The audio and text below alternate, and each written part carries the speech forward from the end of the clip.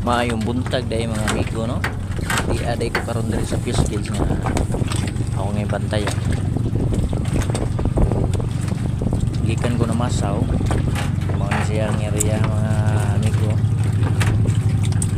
Oh, mga yung primerong luwang.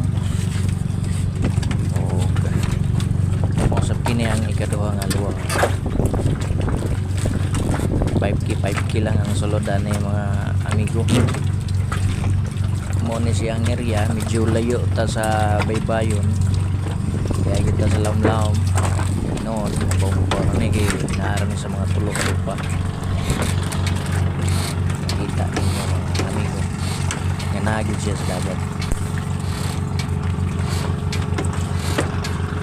Hangin abayaw-bayawan di tagamay.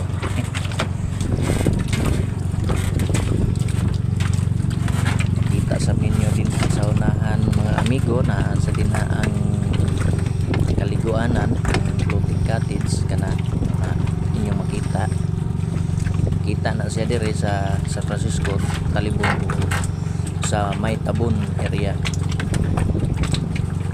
dire sa San Francisco ang luyo sa dani mga amigo.